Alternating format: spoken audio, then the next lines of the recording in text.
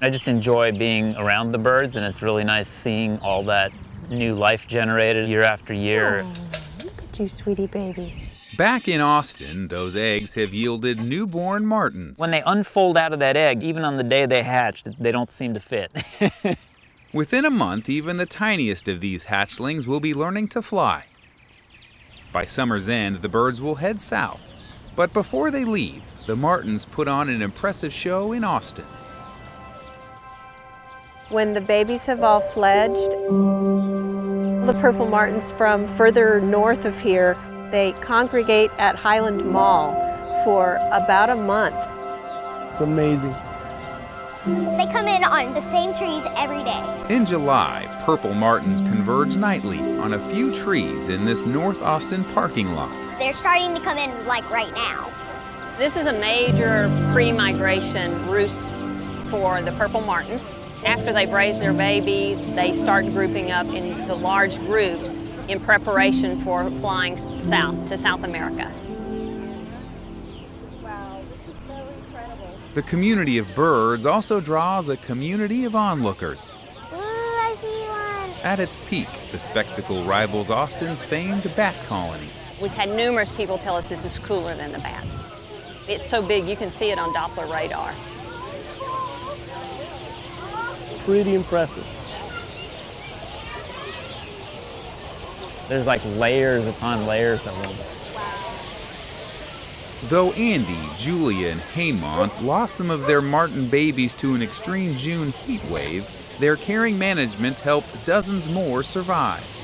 172 birds basically are out here, new birds this year, because of that colony that we took care of. So we definitely are responsible for some portion of that.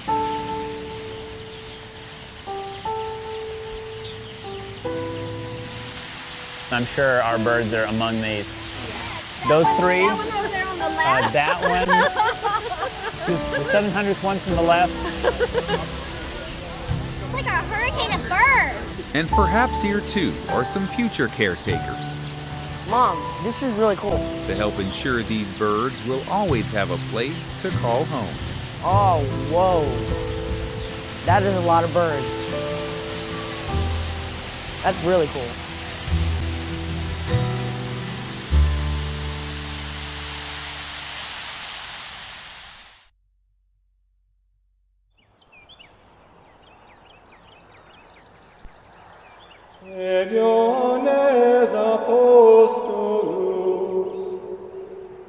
We're here in Mission Espiritu Santo de Zúñiga, established at this site in 1749.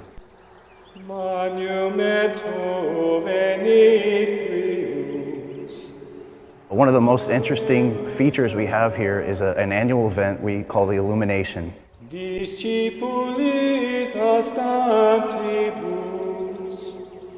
In a lot of the Franciscan missions, there is a documented event that will usually coincide with some sort of a solar event. A lot of times it's one of the holy days of the Catholics. In our mission, we have something that happens every year on April 16th, and we don't really have an official explanation for it. But basically what happens is the sun will set in the window of the sun, as we call it, and cast a direct beam of light onto the crucifix here. It happens every year on April 16th at around 7 p.m. One of the things we do know is that April 16th is an important holy day for the Franciscans. It's the anniversary of the founding of the Franciscan order. And so it is a very important day for the Franciscans. It's a day that they renew their vows and rededicate themselves to the faith.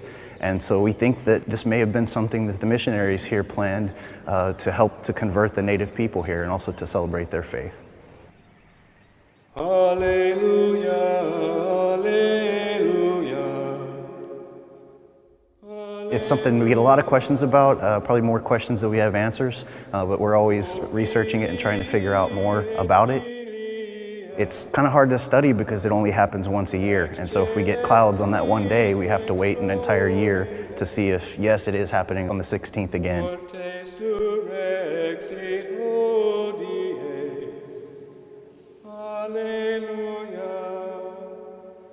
From what I've seen over the last few years, generally the whole thing starts and finishes in about 20 minutes. It'll start at the lower left-hand side of the altar and kind of work its way up towards the center. And usually by about 7:15, 7:20, it's hit dead center and it's on its way out.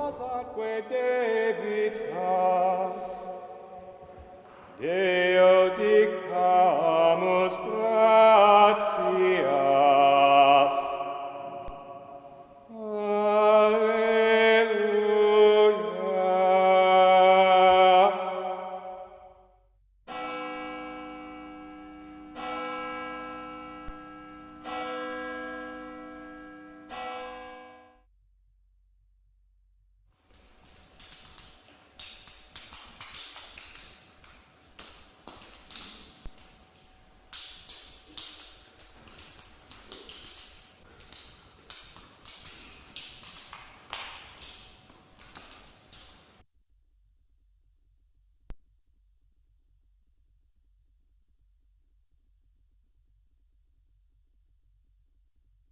Use. So currently the commercial lot has a depth of 256 feet from the card.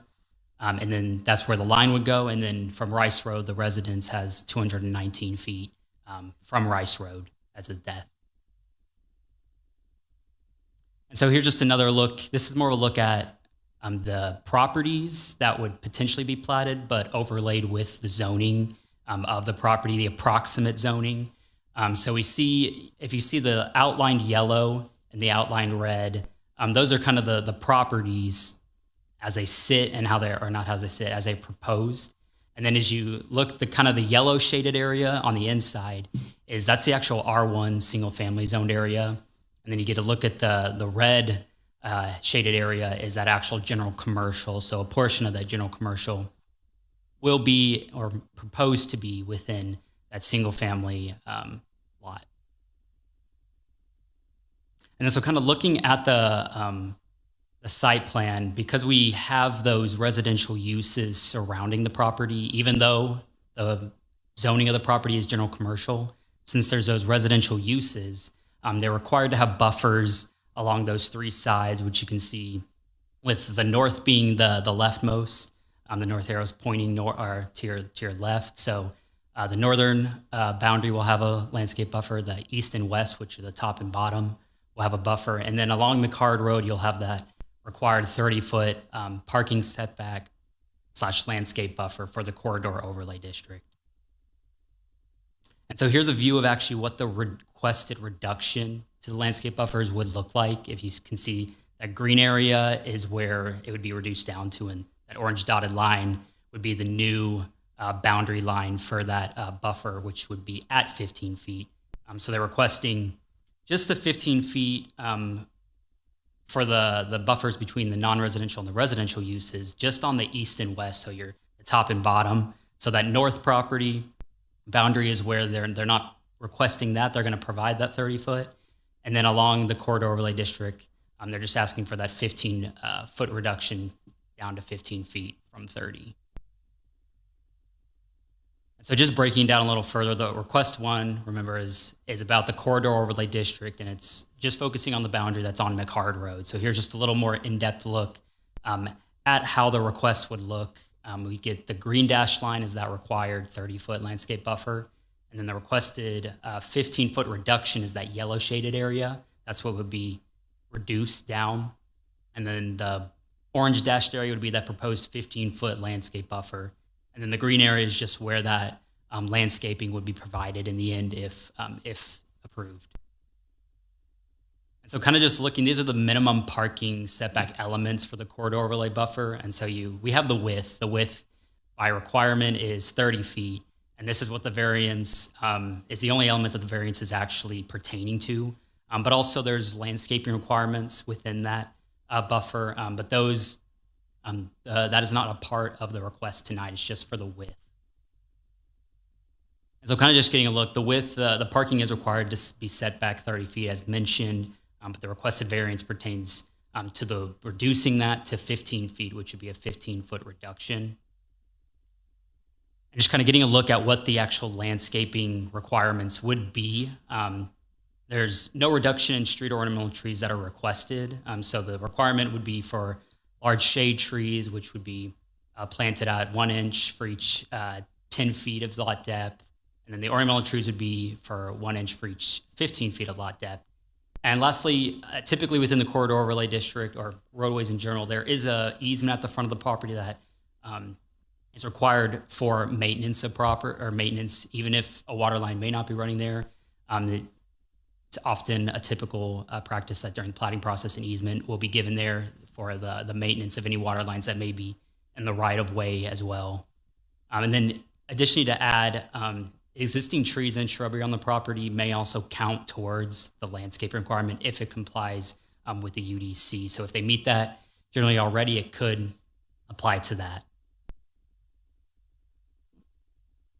And then, so looking at requests 2 and 3, this is for the landscape buffers along the east and west property line. And you'll kind of see there's a mirrored image. So your green dashed line is that required 30-foot landscape buffer again. And then your yellow is looking more at, this is the area where it's going to be reduced. So you can kind of see on the site plan what areas are needed so that they can provide parking or a decking area. And then the proposed 15-foot landscape buffer, which is the requested, is the orange dashed area, with any of that buffering or existing trees being within that green shaded area. And so looking at the minimum screening elements for the non-residential and residential buffer, we get the width, that's the only aspect that is a part of the variance request or the reduction tonight. But there's also landscaping elements and also the opacity of those screening elements. So the width, there's actually 2 different ways that a commercial property can meet this buffer for providing in between a residential zoning or residential use. They can either provide a 25-foot wide buffer with a masonry screening wall, which does require some additional landscaping, but not as much as the 30-foot. Or they can provide the 30-foot wide buffer with landscaping. And this variance request specifically is to reduce down from that 30-foot wide buffer, which provides a vegetative screen with it, which I'll provide in the next slide. And so the vegetative screen for a 30-foot buffer, you kind of have that vegetative screen first, which is like your evergreen shrubs, which provide the lower screening element. And then you have the requirement for the large shade trees and the ornamental trees, which are planted at the same requirement as along the corridor overlay district. But that's to provide kind of the upper area shading there, so you create that opaque wall or opaque screening. And additionally, as previously mentioned, any existing trees and shrubbery on the property may count towards this landscape requirement if it complies with the UDC. And so finally, talking about the opacity, there's a requirement in the UDC that screening shall be of sufficient height and opacity to completely obscure the activity, structure, or use. That's saying the screening that is provided, whether that be a wall or your landscaping, it needs to provide 100% opacity or be 100% opaque, so that a residential use that's adjacent isn't being hindered in any way, or that, let's say they have the parking lot where cars are parking, that the headlights aren't shining through and getting into the residential use and causing a nuisance. And so looking at the criteria for approval, staff found that the request and the requested variances as a whole only met 2 of the 8 criteria. 6 of the 8 criteria were not met. And specifically looking at it, staff finds that the hardships stated by the applicant are not they're not unique to the property, as other properties in the vicinity are subject to the same requirements if they decide to develop a non-residential lot. The properties, whether they develop in a year or 2, they would still be required to provide the corridor overlay district along McHard Road. They'd also, in terms of the buffers, if they're next to a residential use, which most of the uses are along there, they would still be providing the residential use on the sides, likely on that northern side, which is mostly residences along Rice Road, they would have to provide. And additionally, the property is located in the floodplain, but while this is a physical feature, it's not a unique feature to the site, because other properties along this corridor also are subject to the floodplain and will have to meet those requirements. Also, and staff also does recognize that this property does have a requirement that 4 buffers required to be provided on every side of the property. And then so looking at some additional staff analysis of request one, staff did find that 9 of the other properties within this corridor have that same split zoning as a subject property and will still be required to provide the 30-foot setback along McHarg. Somehow, if you go to the next slide, you kind of see, as mentioned, that split zoning goes across, and it's not as if one property has a larger portion of R1 that pushes down into it, or it's not that the subject property has the R1 pushes further down so they can't use as much of the property as some of those other adjacent ones. They actually have just about the same amount of GC zoned land, and so they're subject to that corridor overlay district buffer. And looking at the additional staff analysis of requests 2 and 3, staff is concerned about maintaining a screen that provides 100% opacity. Existing vegetation that's on the site, staff has concerns that it may be impacted by parking areas being closer to trees. So as you move the buffer from 30 to 15, will those trees be impacted and will they be able to be maintained so that the opacity is maintained and the screening is maintained for those residential uses? So additional landscaping may be required to fill in some of those less opaque areas. And so additionally, there's other options to explore with this property as we develop. There's many options that we can consider. One is that the building can be reduced in size, and that would impact the buffers and the parking. As you reduce the building, the parking requirement may be reduced, causing less pavement on the property, less parking spaces, which can also impact detention, which may allow for buffers to be provided. Additionally, the property also has some additional land in between the existing residents and the proposed development that can be used to design the site to meet the required buffers and parking. If you go to the next slide, there's this portion, the exact boundaries. This is a general location, a general boundary of it. It could be less, but 15 feet could potentially be added so that you provide the corridor overlay district buffer, as well as maybe redesigning some aspects of the site so that you can fit in those buffers as well as the building and the parking. And so looking at the staff's recommendation for request 1, as mentioned, the requested variance does not meet the approval criteria. And specifically, the proposed project is one of the first commercial developments along this portion of the new McHarg Road. And as such, it is important that development maintains the integrity of the established corridor overlay district, which is McHarg Road. Staff is therefore unable to recommend approval of request 1. And looking at just request 1, should the board decide to grant a reduction of the parking setback / landscape buffer along McHarg Road from the 30 feet, the board may need to consider the extent of the reduction while taking into consideration how the surrounding properties will be impacted by the reduction if they decide to develop a non-residential use along McHarg Road in the future. So as other properties build, will it impact if there's at 15 or 20 and then the next person's at 30 and the next person's at kind of different setbacks? Will it impact the corridor and how it looks and the intent of the corridor overlay district? And then looking at staff's recommendation for requests 2 and 3, which pertains to those buffers on the west and east property line. Although the subject property is required to provide the landscape buffer on 3 sides to screen adjacent residential uses on that east, west, and north property line, staff finds that the requested variance does not meet the approval criteria as the hardships are not unique to the property, and staff is therefore unable to recommend approval of requests 2 and 3. And should the board decide to grant a reduction of the landscape buffer along the east and west property line for the property, the board may need to consider the extent of the reduction or if additional screening materials like landscaping or fencing are needed in order to ensure the adjacent residential properties are adequately screened from the proposed non-residential use. And that concludes staff's report. Thank you. We'd like to move into, is there an applicant presentation? Yes, would you please go to the podium and state your name and address for us? Thank you.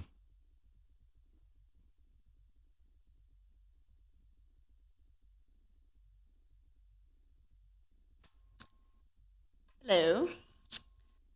That is our home on the left screen, and we bought this property intentionally for work and home. Excuse me, sorry to interrupt you. Would you? Mandy Bennett Niskevitz, 6518 Rice Road. Thank you, ma'am. Please proceed. Sorry. And hello to all. I jumped around, but my husband and I are the property owners, and we're planning the development for our business. Established in 2004 and formerly located downtown Houston. We sincerely thank you all for being here tonight, and I'd like to talk to you about my business and what we are trying to bring here to Pearland. We offer full-service catering for corporate or private needs for 10 up to 400 people in the greater Houston area. I'm very proud of the work our team has done in the last 6 years, from flooding severely from Harvey, including elevating our home, the pandemic, and now eagerly awaiting the completion of McCard Road. We've survived by our reputation and hard work. As we continue to work through these challenges, we're limited to what we can currently produce versus our full operation, and very excited to finally see our dream become a reality.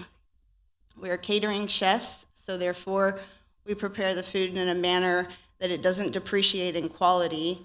Sorry, I lost my spot. I should know this frontward and backward. I've developed over 350 recipes as needs arise over my 20-year career.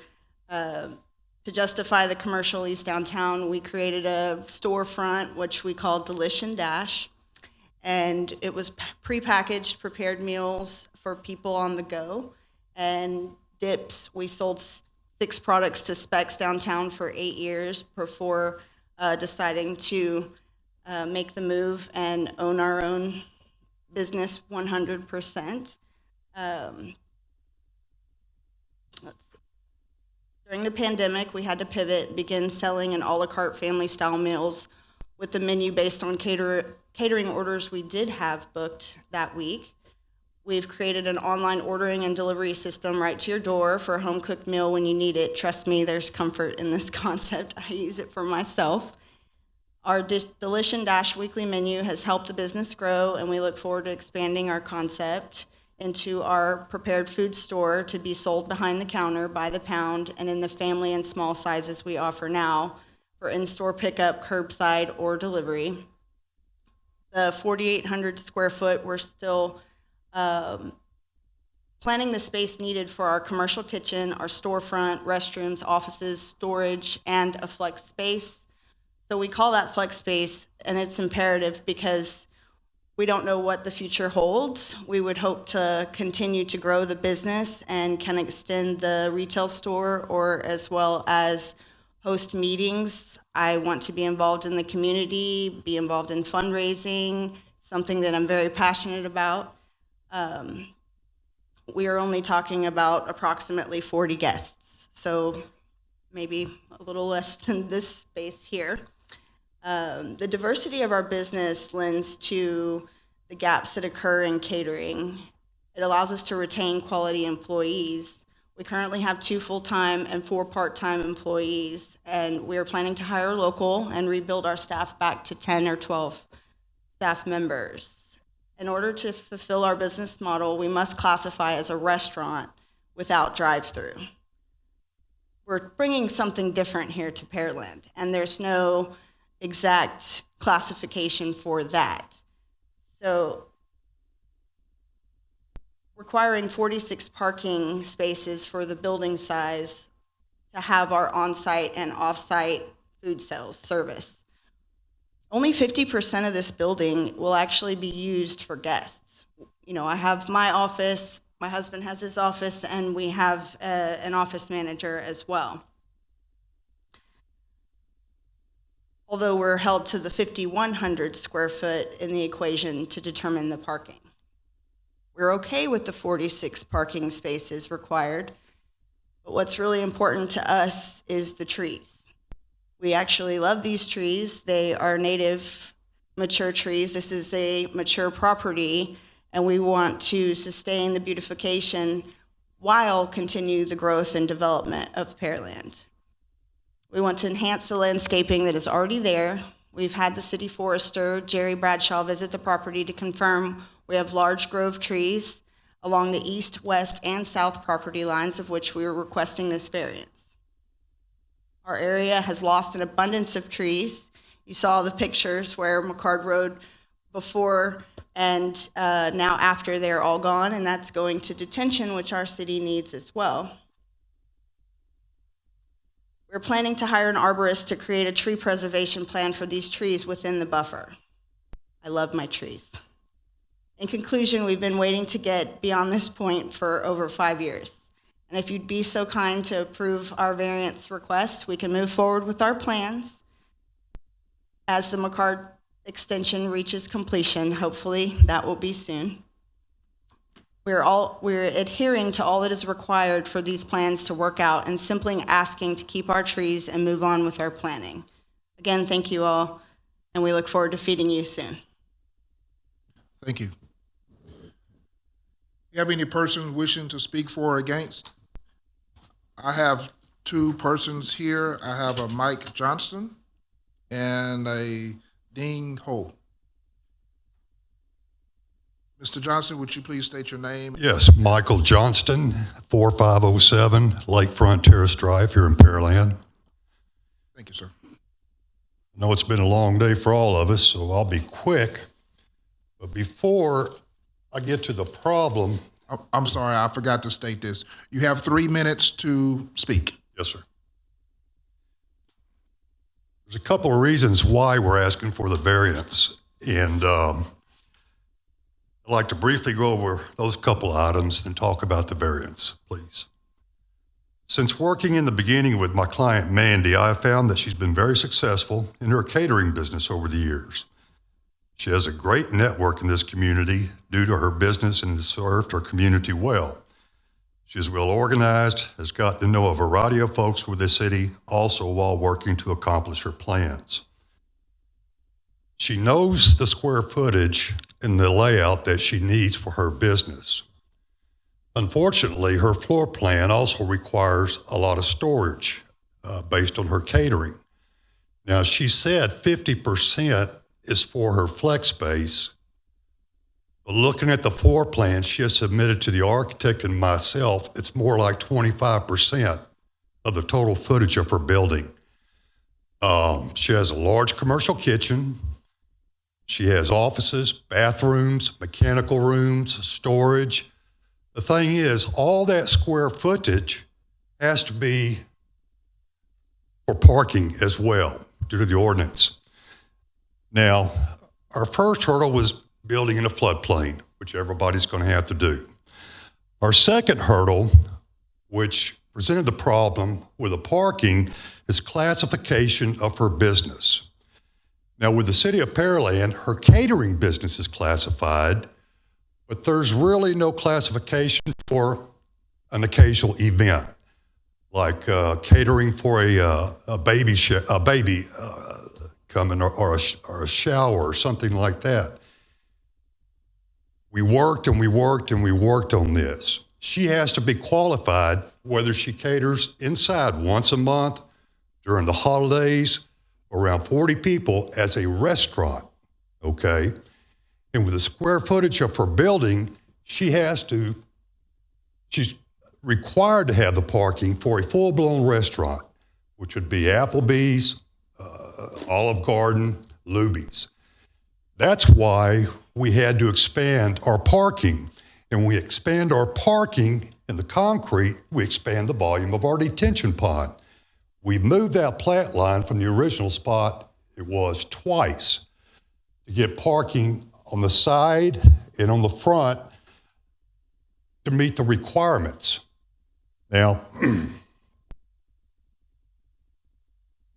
another hurdle that we had to overcome along the new McCard Road stretch and all those properties on her block facing McCard Road that are zoned commercial, when they go to try to develop their back property along McCard Road, excuse me, there's sir, no utilities. Your time is up right now, but could you please state your last statement? Okay, yes, I will. So we are asking for the variance in order to, now our landscaping, We have 24% of the landscaping and only 15% is required by the city. Along the sides and the front is native landscaping. And I can put car stops in to stop the cars from bumping up against the landscaping. But. Thank you, sir. Yes. Thank you for your time, sir. We have Mr. Ho. If you would state your name and address, and again, you have 3 minutes, sir. Yes, sir. Thank you. Den Ho, Attico Engineering, 2114 El Dorado in Friendswood, Texas.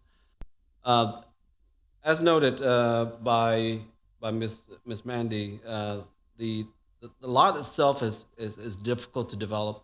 The hardship that we have discussed, that the planner had discussed, was the additional buffer requirement, the 30-foot buffer on the east and west side has restrict the ability to provide any additional parking. The reduction in total parking is closer, losing about, well, the total reduction is approximately 20 parking spaces, which would make the site undevelopable in order to meet her the catering business restaurant requirement. So the challenge that this site has is the lot width is only 181 feet.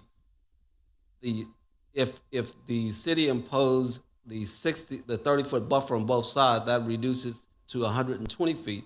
We couldn't get a fire lane in and still maintain the parking space that we need in order to accommodate the business itself.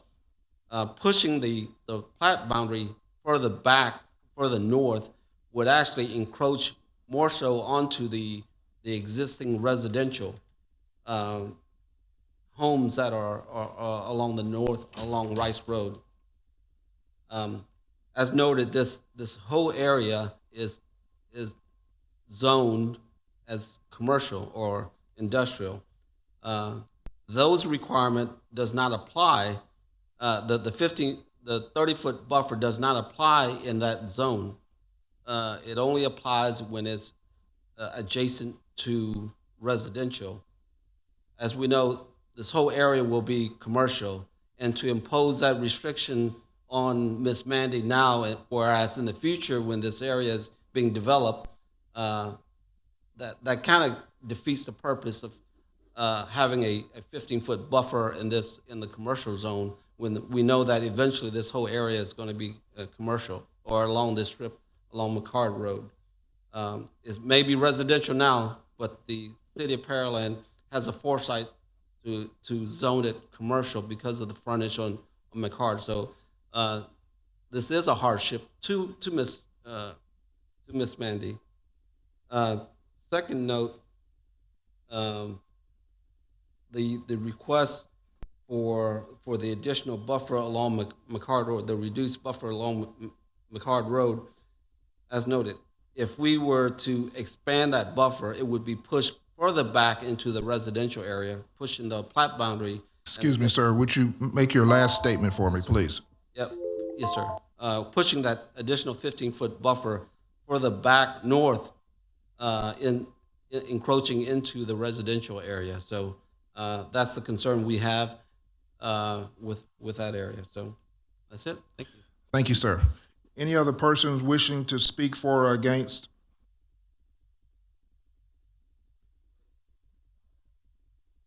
No, sir. If you like to speak, if you would go to the podium, state your name and address, and once you complete, then please go and sign and bring it back. Yes, sir. My name is Kenny Fernandez, and I live at 11107 Riverbank Ridge Lane in Riverstone Ranch. I am here for support for Mandy. I've known her since high school, and I don't know a whole lot about this. I'm supporting the person, supporting her business. I've known her for several years, and over the past 5 years or however long she's been trying to get this approved. I know it's been a battle for her, but I know that she's doing the right thing for the right reasons. To me, I don't know much about this. I'm an elected official outside of Pearland. But I see these things quite often, and when I see these things, sometimes it's black and white, and you got to stand on that, and sometimes there's some gray areas, and it seems like in this case there's a lot of gray area that is really not in the favor of Mandy as far as the limitations that the rules or the restrictions have been put by the city of Pearland. This is the time of Thanksgiving and the time of giving. This is a great opportunity for you guys to do, guys and gals, to do what's right. I think that this is the right thing to do by supporting what Mandy's trying to accomplish here. She wants to beautify this place, this Pearland. She wants to just bring more commerce to this, as well as knowing Mandy from high school. I also serve with her in various chambers, and I just, again, I know that she's trying to do the right thing. So we appreciate your time. Thank you very much. Thank you, sir. If you would, please go fill out that card and bring it back to us. You have any other person wishing to speak for or against? Yes, sir.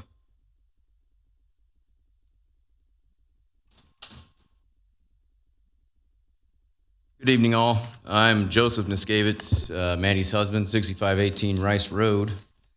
I apologize for being late. We did have a catering tonight for 380 people at Angleton High School at 6 p.m. So I went ahead and took care of that and came over here. But we've spoken with all of our neighbors on each side of us and within the 200 feet radius. And as you saw, all 8 have signed a letter in support of this variance request. We all agree and would appreciate the opportunity to keep our existing 15 feet perimeter of the 40-foot native mature trees we have. We love the privacy, and definitely our neighbors do too, and I'm sure they will in the future.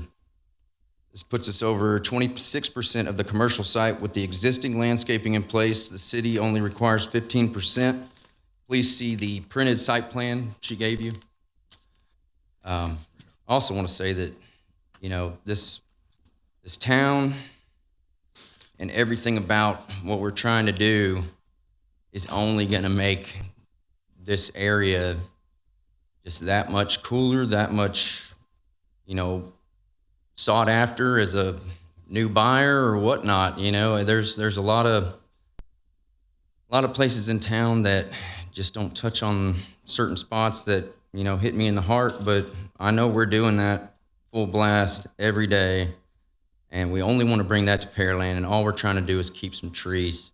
They've torn out a lot. They had to tear out a lot to put the road in, but, I'd like to keep what we have because I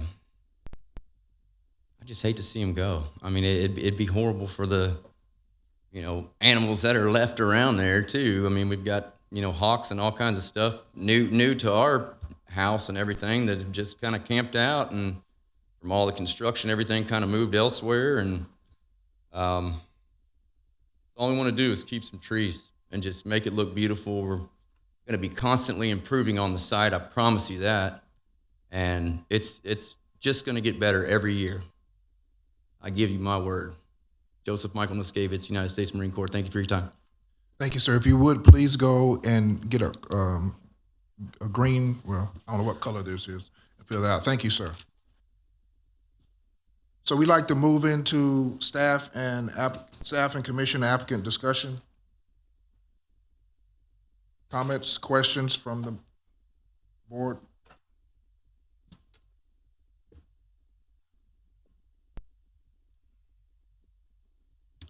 Question for staff. I'm not sure what this slide is that's shown here, but could you remember what that is? I don't see any designation. Remember that because I want to come back to that, whatever that number is. But in the meantime, can you pull up Exhibit 1 or Exhibit 2 for me? It showed the areas that are classified as general commercial and residential. Okay, Martin, I think it's one that was more of an aerial view. It had a lot more detail on it.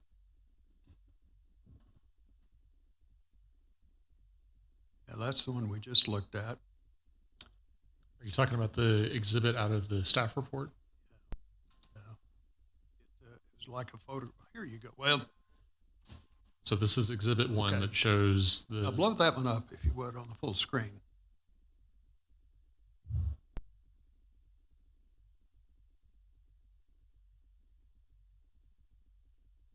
I was going to say better's on the PowerPoint. Kind of. Reason I'm asking that is the site plan that has been submitted and we were just looking at, and I was hoping these two color differences would demonstrate this, but it looks to me like part of the commercial zoning intersects some of the existing buildings in the residential zoning area. Is that right? Correct. So in order for this property to develop, they're going to have to subdivide the property.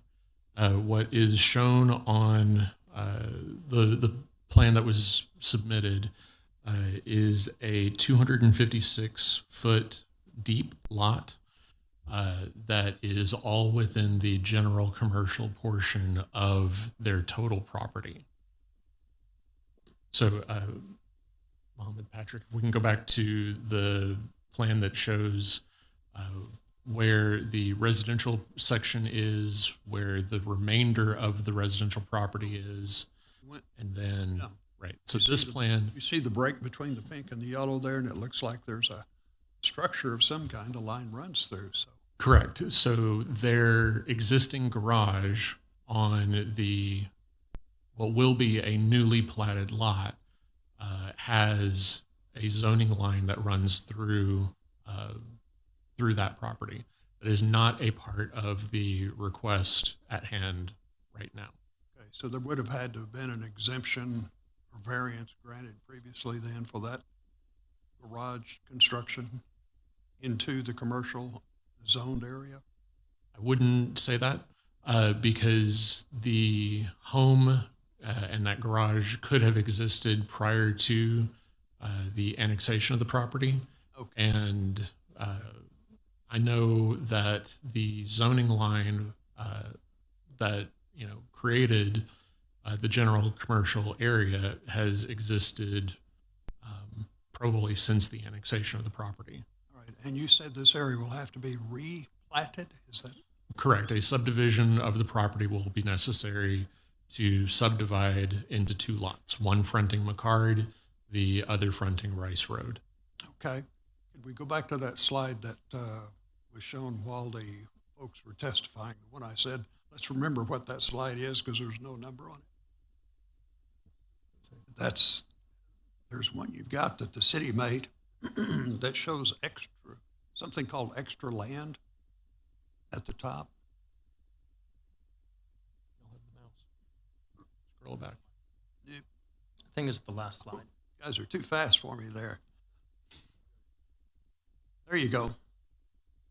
So what we're trying to show with this site plan is that there is additional room to move the proposed lot line back further north into the property, so that way at least the corridor overlay district portion of the request could be met, which one of the criteria is that the least amount of request is being asked for. So this clearly demonstrates that that is not meeting that criteria. And are the dimensions shown by the blue lines? Is that 15 feet, 20 feet, or how much space are we talking about there? Do you know? I would say that the blue line is more than 15 foot, considering we have a line running parallel to the property lines that indicates a 15-foot line as scaled by the engineer. So if I had to guess, I'd say that's probably closer to 40 foot within the bounded blue line. It would not encroach upon any existing construction, though, would it? Correct. And that would result or would require just the retention pond to be moved, whatever that distance is, north, potentially? Potentially. And that would solve the issue? That would solve at least one of their requests. Okay. I have a question of the applicant, if I could. I'm not sure who to ask this of, but I was really interested in various comments about wanting to preserve as much vegetation, trees, as could possibly be done. And it dawns on me, the variances that are being requested would require a lot of vegetation to be cut down, would it not, if we're having to shrink? You're asking that area to be shrunken on the 3 sides? Am I interpreting that incorrectly? I'm sorry, man. If you would go to the podium so we can hear you and it could be recorded as well. Thank you.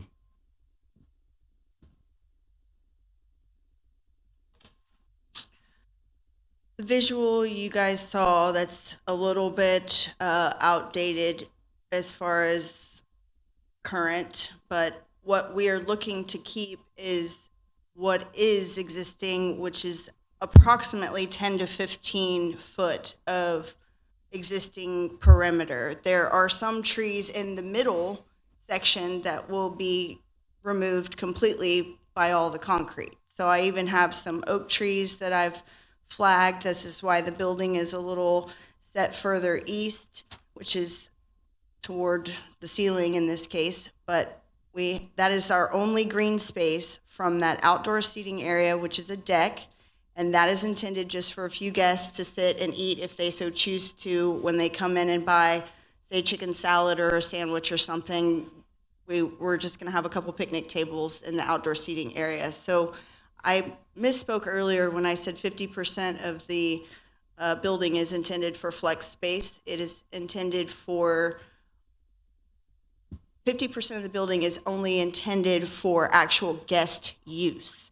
That would be access to the storefront as well as this meeting room area. But everything else is my kitchen, offices, storage, and restrooms.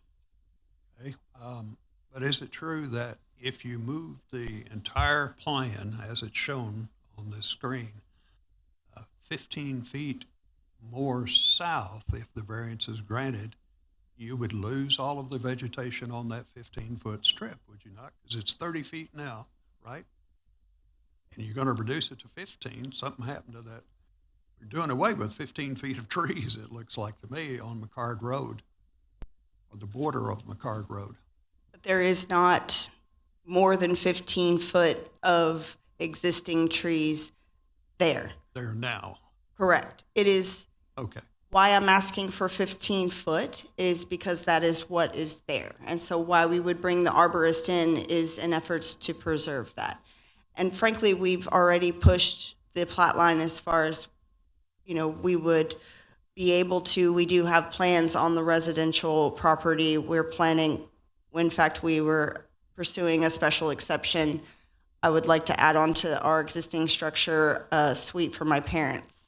My dad is suffering from cancer, and I'd like them to come live with us and carry out their golden years and watch us be successful. When was this photo?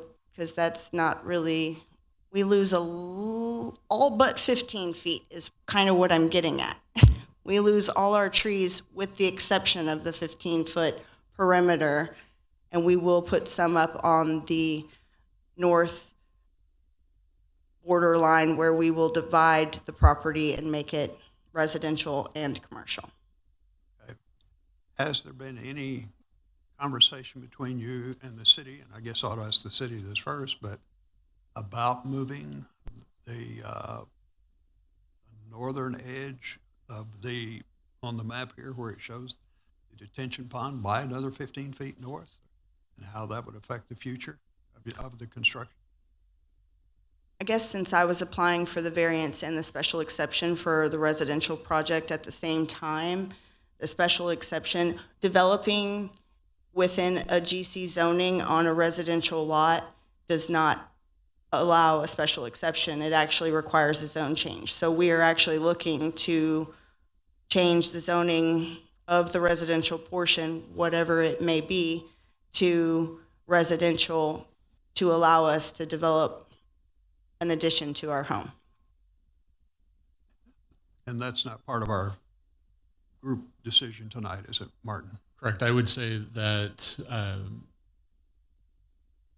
the request before you right now is about the corridor overlay district and about the non-residential to residential buffers that are required for commercial development of the property. Okay. Any future things, and these requests could have been brought forward in any order. This is the number one priority, or at least I was led to believe that this was the priority for development of the property.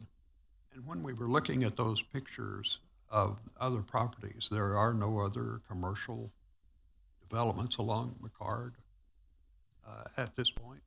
Correct. So McCard Road, is still under construction, right. And there was no access for those properties to have commercial development and utilize the commercial portion of their zoning. In fact, that was what the 2017 case was about. That was presented to City Council and to the Planning and Zoning Commission, was to provide a strip of land.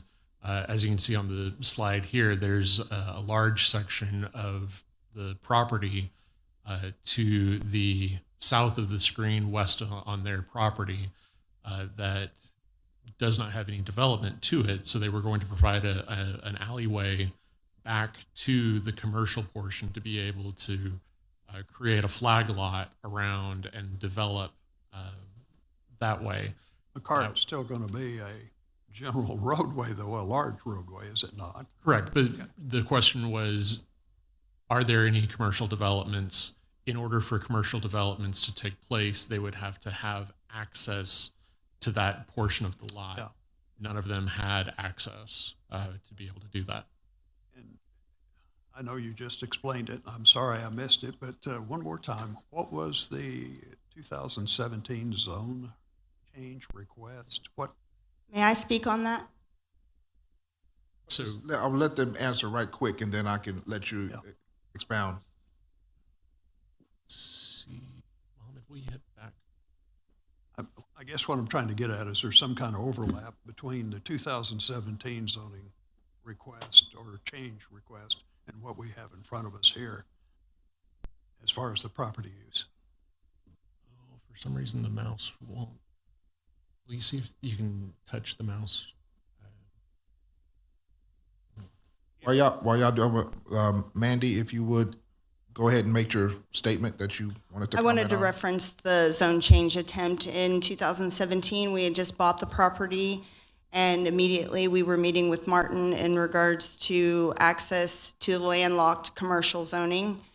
We've known all along we'd be the first. I'm no stranger to blazing trails, and in fact, we attempted a flag lot, a zone change of the residential strip that would essentially be a driveway coming from Rice Road to allow us to have access, and our goal was to develop the property in line with the McCard completion. And unfortunately, the notice that my neighbors received was different than what we had verbally told them.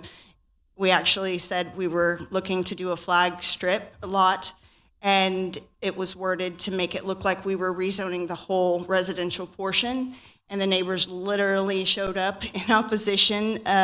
We had just lost our home to Harvey, and I was expecting our first child, so it was unfortunate. City Council voted in our favor the first month, 4-3, sorry. The second month was 5-2. And because of the neighbors to our west, they owned 4 acres, which put us 20% over which required a super vote, and we didn't get it. So our access got denied. And so now we're here today trying to keep trees, trying to move on with our plans, and get back to business here in Pearland. Sorry for getting emotional. Thank you, ma'am. You wanted to comment?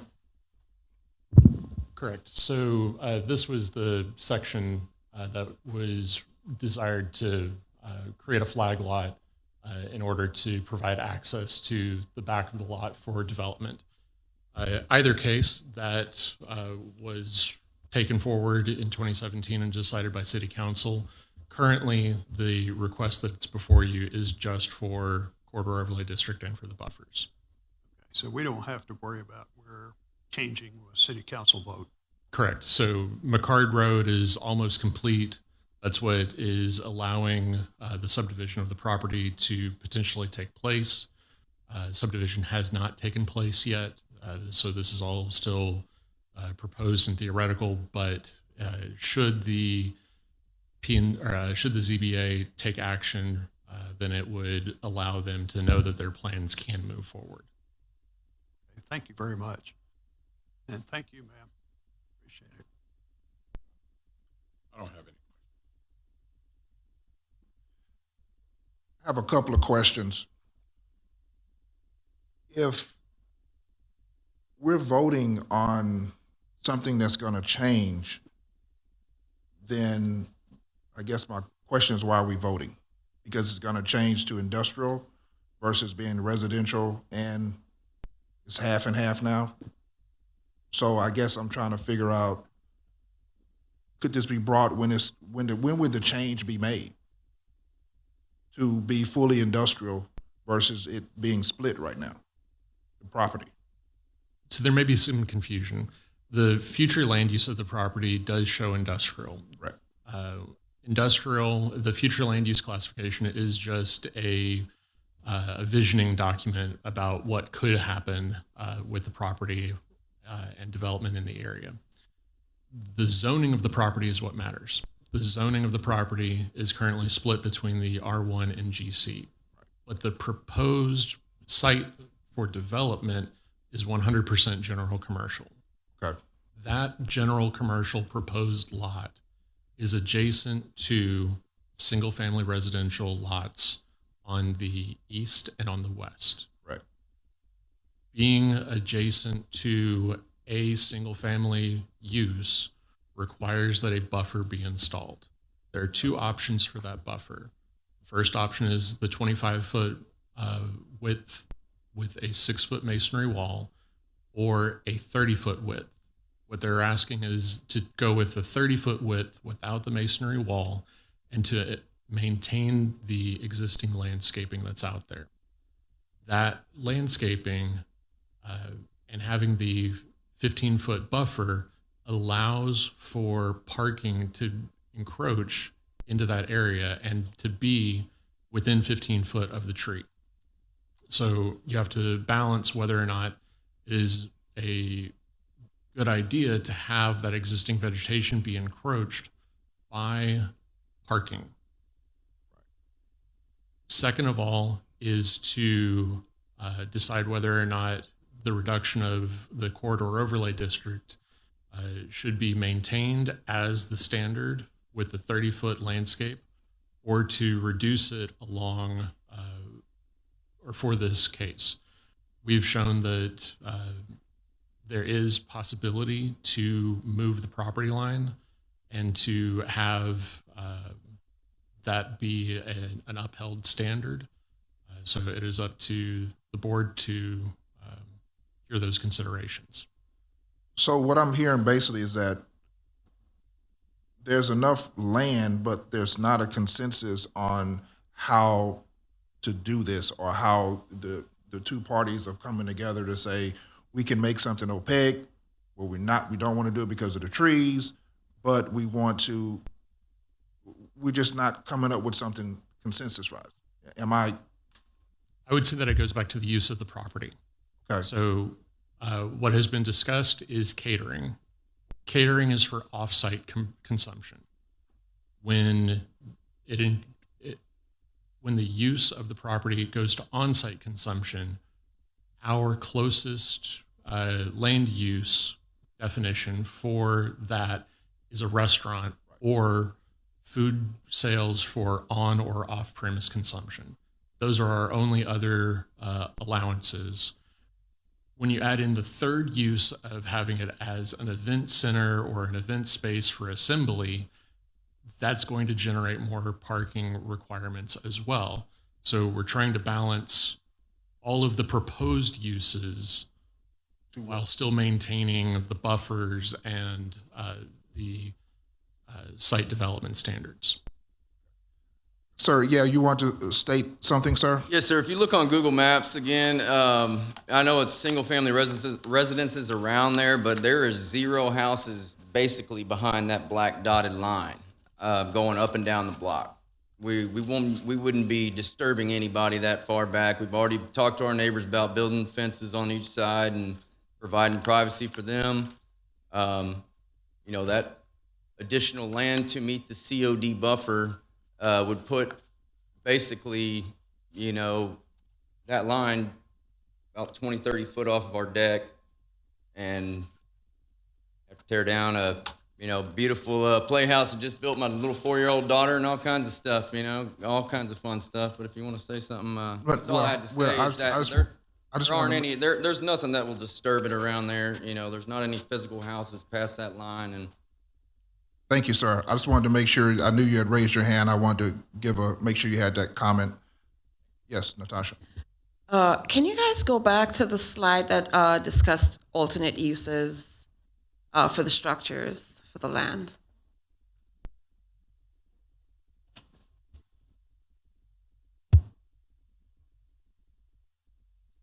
Can you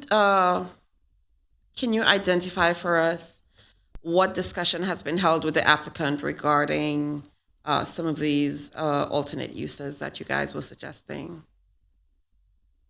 Is it the options to explore slide? Yes. Okay. Yes, thank you.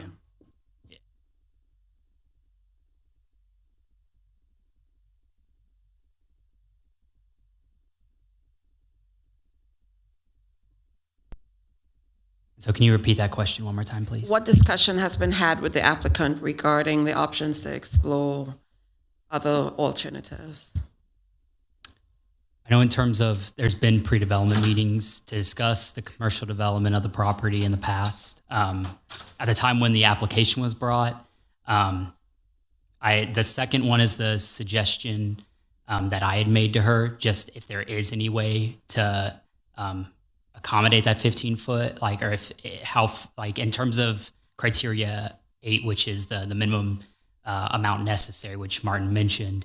That's where, if as far as you can push it, where you still meet any buildings, like you still meet the setbacks for any of those buildings on the residential property, that can reduce that criteria. So as discussed, in the end, they had future plans, so they wanted to stick with that because they have future plans for the residential property. That was my understanding of why it was discussed with them, but that's my understanding why they didn't want to extend it further back.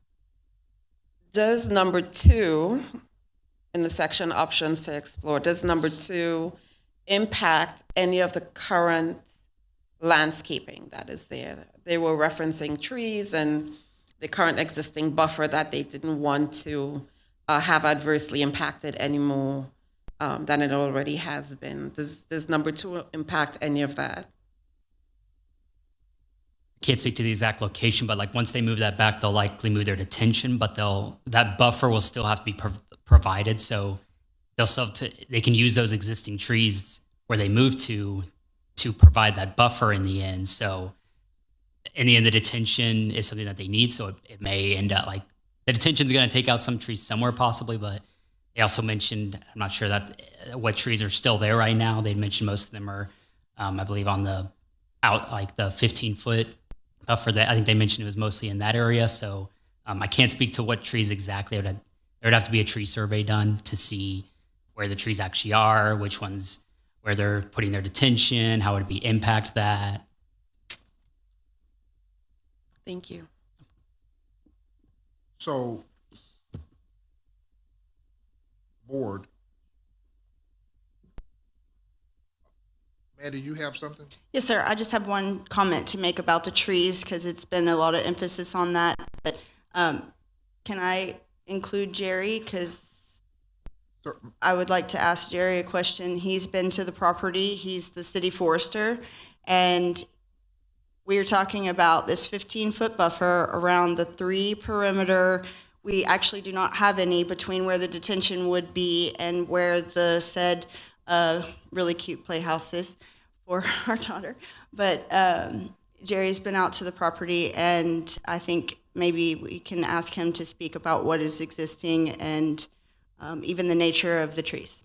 I thought you had a statement right quick where I want to discuss with our board. I thought you was going to elaborate on something. Hold on, but just keep that thought. Board, what are your thoughts right now with this situation? Because we have 3 different sections here, and everything is very, it's just not, it's very confusing.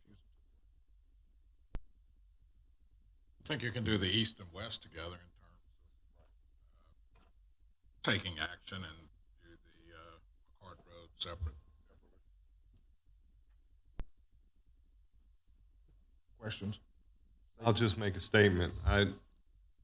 Whatever we do here is going to set the precedence down the street. Right, I know. So that we need to really think this one through. Right, that's why I wanted to discuss with. And I agree with Don as far as if you did 2 separate actions might be a good way to handle it. Right, I agree with that. Want to say anything, Natasha? Okay. Anything else?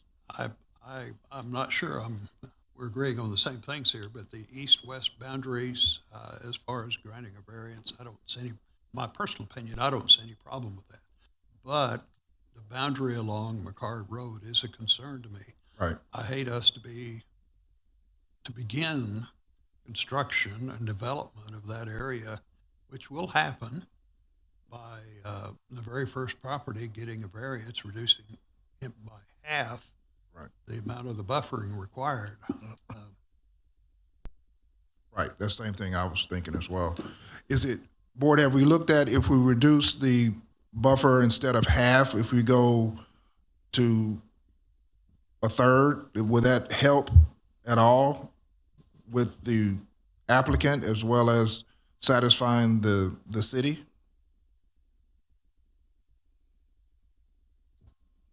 So I'll go back to the criteria number 8, where is this the least amount of reduction that can be sought in order to grant the variance? I think that we would want to maintain the corridor overlay district as it has been the standard for all of our major roadways, including Bailey, McCard, Highway 35, Broadway. All of those are the major roadways that we expect to see good quality commercial development on. If the property maintains its general commercial zoning and future commercial development is sought along McCard, I think that the expectation is that a 30-foot landscape buffer is provided there. Another comment, if I could, Ed, and this is just anecdotal from my memory buffer, if you will.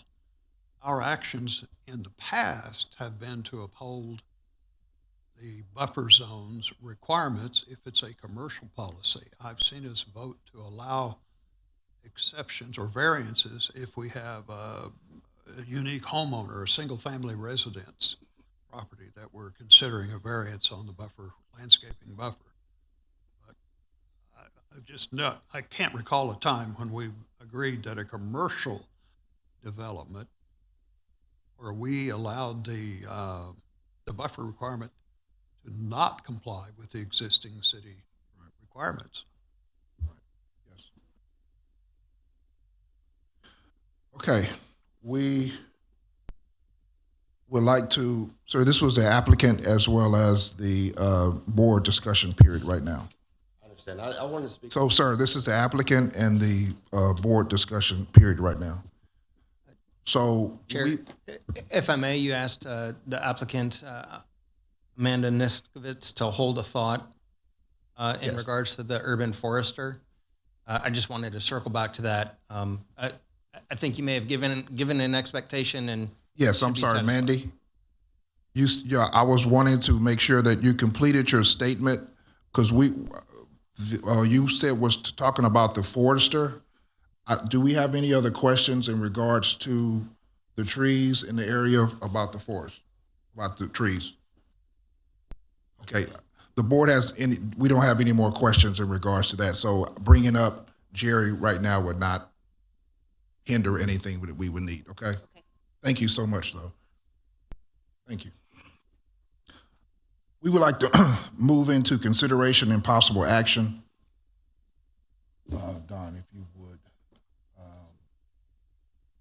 I would like to, if we can move each one or put two, can we put two together and vote? Okay, yes, sir. I think that we can go on a journey together to get this done, and I'm going to slowly walk us through. So the first is to break it up into the corridor overlay district variants.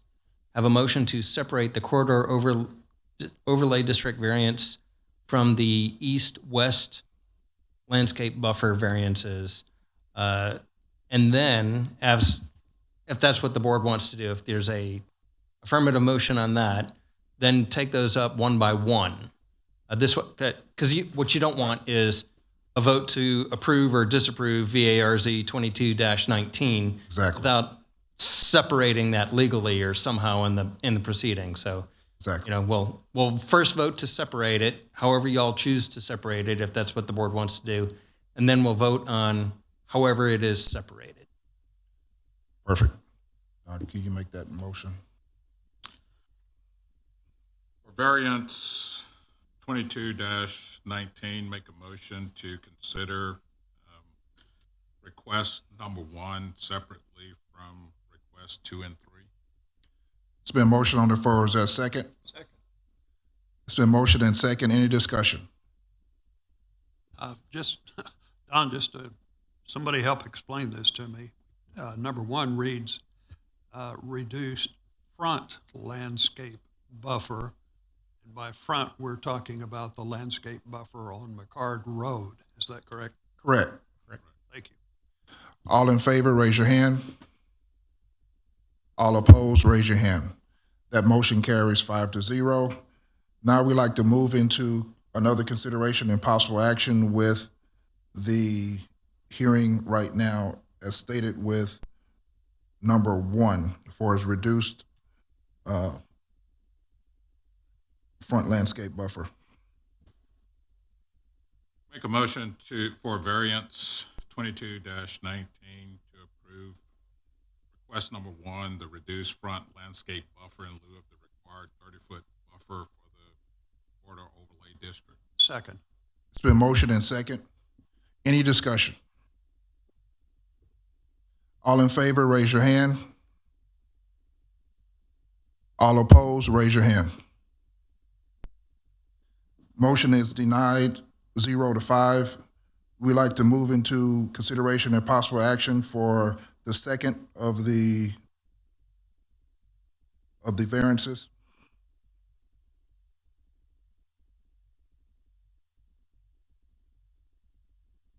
Is there a motion on the floor? Make a motion for variance 22-19 to approve request 2 and 3, that's reduced landscape buffer along the east and west property lines. Is there a motion? Is there a second? Second. It's been motion and second. Any discussion? All in favor, raise your hand. All opposed, raise your hand. Motion carries 4-1. That concludes the Zoning Board of Adjustments meeting for December 2022, Pearland, Texas. It is 7:16 p.m.